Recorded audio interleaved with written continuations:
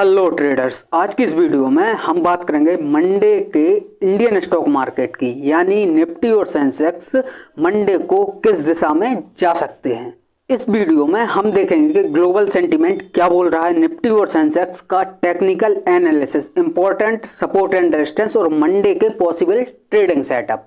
तो वीडियो में एंड तक बने रहिएगा, क्योंकि आखिर में मैं आपको बताऊंगा कि मंडे को सबसे इंपॉर्टेंट लेवल जो मार्केट की डायरेक्शन तय करेगा। तो यहां पर हम बात करेंगे सबसे पहले ग्लोबल सेंटीमेंट की, क्योंकि मंडे को इंडियन मार्केट की ओपनिंग काफी हद तक ग्लोबल सेंटीमेंट के ऊपर डिपेंड करेगी।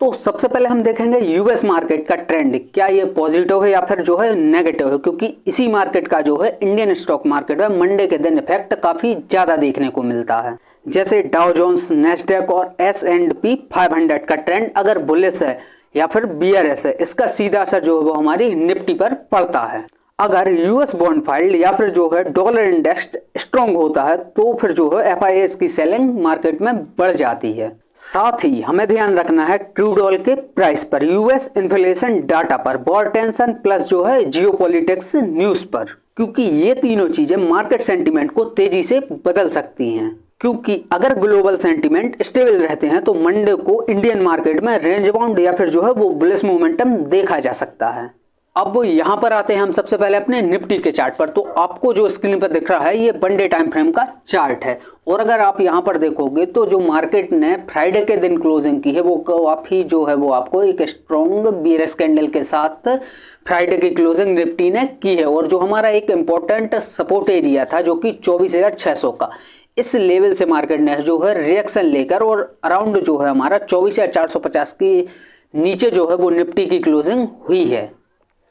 अब यहाँ पर निफ्टी में जो हमें इंपॉर्टेंट देखने वाली बात है, निफ्टी क्या है, बार बार जो है एक सपोर्ट एरिया से बाउंस ले रहा था, जिसका ये मतलब भी हम लगा सकते थे कि जो बायर्स हैं वो अभी भी एक्टिव है। बट ये जो हमारा इंपॉर्टेंट लेवल था एक 24,600 का, इस लेवल का मार्केट ने ब्रेक डाउन कर दिया, जिसकी वजह से जो है मार्केट का सेंटीमेंट थोड़ा सा और नेगेटिव की तरफ बढ़ गया है। अब यहाँ पर जो है हमने अपने चार्ट को जो है 4 आवर टाइम फ्रेम पर शिफ्ट कर लिया है, और अगर हम देखेंगे पिछला डाटा तो अगर आपको यहाँ पर दिख रहा होगा कि मार्केट जो है वो इसी एरिया से, जो कि हमारा 24,600 का, इस एरिया से मार्केट ने यहाँ पर बायर्स एक्टिव हुए थे, मार्केट को पुश करते हुए ऊपर ले जाने की कोशिश कर रहे थे। और अगर हम देखेंगे तो यहाँ पर गैप अप के बाद से ही जो है मार्केट रेगुलरली हमें डाउन साइड की तरफ शिफ्ट होता हुआ देखने को मिल रहा है, और मार्केट का स्ट्रक्चर जो है लोअर हाई और लोअर लो पर फॉर्म कर रहा है। इसी के साथ ही एक तो इम्पोर्टेंट ये है कि ये जो हमारा यहाँ पर ये सपोर्ट एरिया था, इस लेवल का जो है मार्केट ने ब्रेक डाउन किया। उसके बाद अगर आप यहाँ पर देख पा रहे होंगे तो ये आपको एक ट्रेंड लाइन दिख रही होगी, जिसका भी जो है मार्केट ने फ्राइडे के दिन ब्रेक डाउन कर दिया है।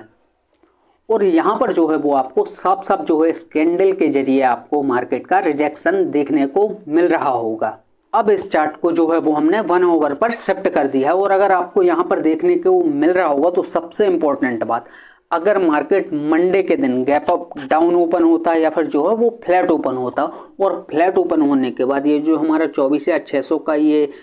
रेजिस्टेंस एरिया, इस लेवल से अगर मार्केट रिएक्शन लेता है तो फिर हमें यहाँ से जो है दोबारा कंटिन्यू मार्केट में सेलिंग प्रेशर देखने को मिल सकता है, जो कि हमारा नेक्स्ट सपोर्ट एरिया रहेगा 24,200 का। यहाँ तक के लिए हमें निफ्टी में डाउन साइड की तरफ देखने को मिल सकता है। अब सेकंड सिनेरियो, बुलिश मोमेंटम कब बनेगा? बुलिश मोमेंटम जब बनेगा जब जो हमारा ये 24,600 का ये जो रेजिस्टेंस एरिया है, इसके ऊपर जो है निफ्टी सस्टेन करता है। अगर यहाँ पर हमें देखने को मिलता है तो 1-2 दिन मार्केट जो है वो साइडवेज या फिर जो है यहाँ पर टाइम पास करने के बाद भी जो हमें एक अपसाइड मूव देखने को मिल सकता है, जो कि हमारा एक रेजिस्टेंस एरिया रहेगा 25,000 का। यहाँ तक के लिए निफ्टी हमें अपसाइड देखने को मिल सकता है। बट ये कब मिलेगा? ये जब मिलेगा जब जो मार्केट है हमारा ये 24,600 का इस लेवल पर सस्टेन होता है, और इस लेवल का अच्छे वॉल्यूम के साथ जो है मार्केट ब्रेकआउट करता है। तब आपको यहाँ पर जो है ज़्यादा कुछ नहीं देखना, सिर्फ आपको ये लेवल नोटिस करना है 24,600 का, क्योंकि अगर इसके ऊपर सस्टेन करता है मार्केट तो फिर जो है वो यहाँ से बुलिश मोमेंटम आ सकता है। बट अगर इस एरिया से मार्केट रिएक्शन लेता है तो फिर जो है सेलिंग कंटिन्यू मार्केट में हो सकती है, जो कि हमारा नेक्स्ट सपोर्ट जैसा कि मैंने अभी आपको बताया 24,200 का, यहाँ तक के लिए जो है वो हमें निफ्टी में सेलिंग प्रेशर देखने को मिल सकता है। एग्जैक्ट जो पैनिक सेलिंग आएगी वो इसी लेवल के ब्रेकडाउन पर आएगी, जैसे ही मार्केट जो है 24,200 का ये लेवल का ब्रेक डाउन करता है तो फिर यहाँ से जो है हमें काफ़ी पैनिक सेलिंग मार्केट में जो है वो देखने को मिल सकती है। अब वही बात करेंगे हम सेंसेक्स की। सेंसेक्स में क्या सिनेरियो बन सकता है? तो सेंसेक्स में अगर हम देखेंगे कि फ्राइडे के दिन मार्केट जो है वो हमारा इस कैंडल पर यहाँ पर ओपन हुआ, तो मार्केट सस्टेन होने के बाद जो हमारा एक रेजिस्टेंस एरिया था 80,200 का, इस लेवल तक गया और फिर यहाँ से जो है मार्केट में हमें रिजेक्शन देखने को मिला और जो कि प्रीवियस लो था उसके नीचे भी जो है वो सेंसेक्स ने हमारी यहाँ पर क्लोजिंग की है। और अब इस चार्ट को हम शिफ्ट करते हैं 1 ओवर टाइम फ्रेम पर।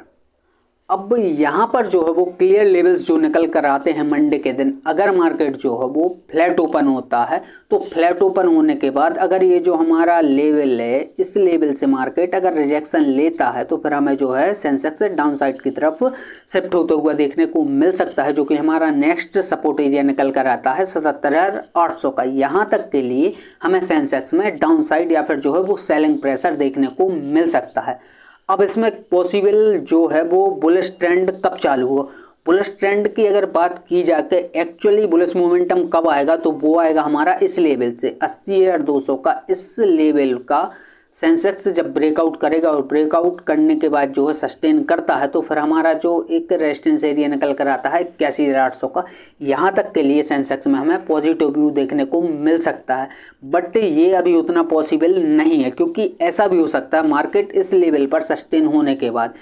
जो है हमारा इंपॉर्टेंट रेजिस्टेंस एरिया 80,200 का इस लेवल से दोबारा जो है वो हमें रिजेक्शन भी देखने को मिल सकता है, तो भी जो है सेंसेक्स हमारा डाउन साइड की तरफ शिफ्ट होता हुआ देखने को मिलेगा। पॉसिबल ये तभी होगा जब मार्केट इस लेवल का 80,200 का ये जो लेवल है इस लेवल का सेंसेक्स ब्रेकआउट करता है अच्छे खासे वॉल्यूम के साथ,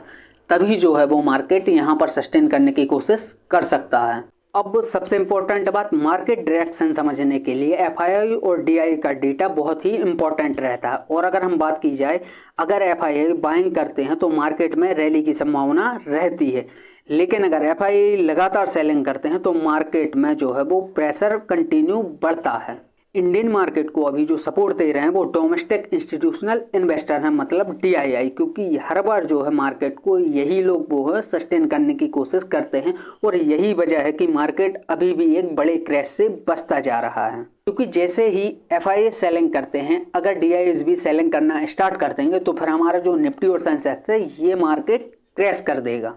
तो ट्रेडर्स, अगर आपको ये डीप चार्ट बेस्ड एनालिसिस पसंद आई तो वीडियो को लाइक करें, चैनल को सब्सक्राइब करें एंड कमेंट में आप जरूर बताएं मंडे को मार्केट गैप अप ओपन होगा या फिर गैप डाउन।